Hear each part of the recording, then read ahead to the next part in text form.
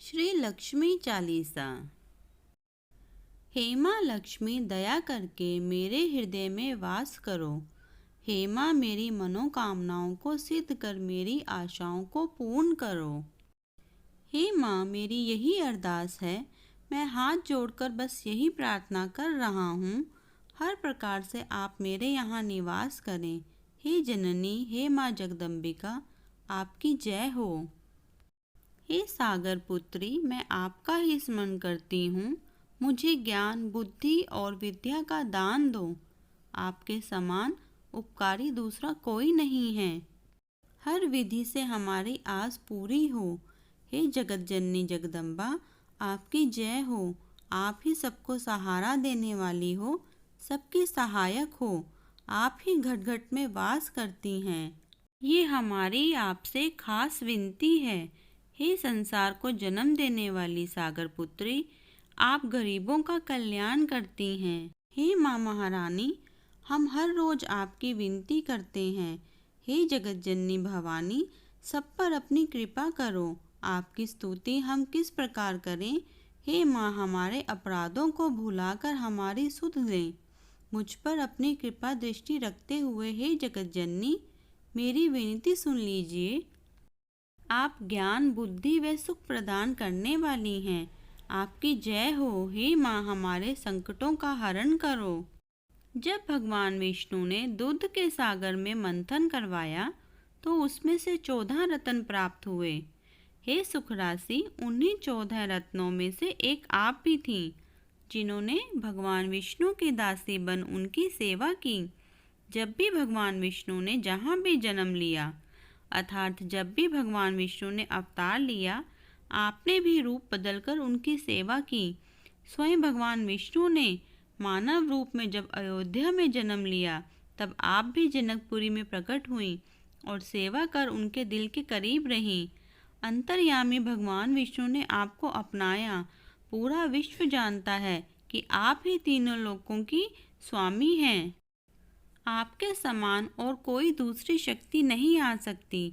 आपकी महिमा का कितना ही बखान करें, लेकिन वह कहने में नहीं आ सकता। अर्थात आपकी महिमा अकथ है। जो भी मन, वचन और कर्म से आपका सेवक है, उसके मन की हर इच्छा पूरी होती है।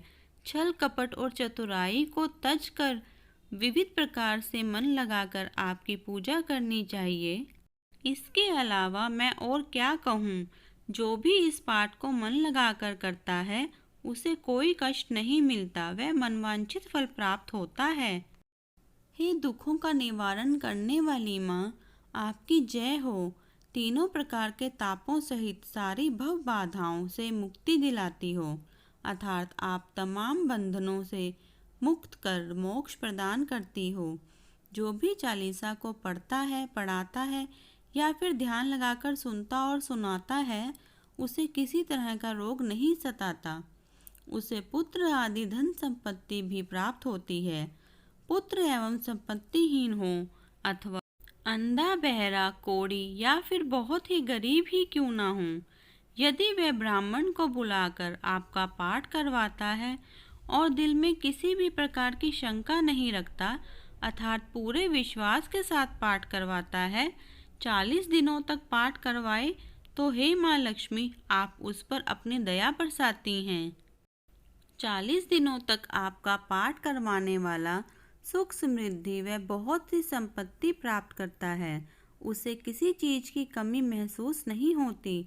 जो 12 मास आपकी पूजा करता है, उसके समान धन्य और दूसरा कोई भी नहीं है। जो मन ही मन हर रोज आपका पाठ करता है, उसके समान भी संसार में कोई नहीं है। हे माँ, मैं आपकी क्या बड़ाई करूं। आप अपने भक्तों की परीक्षा भी अच्छे से लेती हैं। जो भी पूर्ण विश्वास कर नियम से आपके व्रत का पालन करता है, उसके हृदय में प्रेम उपजता है, वह उसके सारे कार्य सफल होते हैं। हे माँ लक्ष्मी, हे माँ भवानी, आपकी जय हो। आप गुणों की खान हैं और सब में निवास करती हैं। आपका तेज इस संसार में बहुत शक्तिशाली है। आपके समान दयालु और कोई नहीं है। हे माँ, मुझ अनाथ की भी अब सुध ले लीजिए। मेरे संकट को काट कर मुझे आपकी भक्ति का वरदान दें। हे माँ, अगर कोई भूल चूक हमसे हुई हो तो हमें क्षमा कर दें। अपने दर्शन देकर भक्तों को भी एक बार निहार लो माँ। आपके भक्त आपके दर्शनों के बिना बेचैन हैं, आपके रहते हुए भारी कष्ट सह रहे हैं। हे माँ, आप तो सब जानती हैं कि मुझे ज्ञान नहीं है, मेरे पास बुद्धि नहीं है, अर्थात मैं अज्ञानी हूँ। आप सर्वज्ञ हैं, आप अपना चतुर्भुज रूप धारण कर मेरे कष्ट का निवारण करो माँ। मैं और किस प्रकार से आपकी प्रशंसा करूँ, इसका ज्ञान व बुद्धि मेरे अधिकार में नहीं है। अर्थात आपकी प्रशंसा करना वश की बात नहीं है। हे दुखों का हरण करने वाली माँ, दुख ही दुख हैं, आप सब पापों का हरण करो। हे शत्रुओं का नाश करने वाली माँ लक्ष्मी, आपकी जय हो, जय हो। रामदास प्रतिदिन हाथ जोड़कर आपका ध्यान धरते हुए आपसे प्रार्थना करता है। हे माँ लक्ष्मी, अपने दास पर दया की नज़र रखो।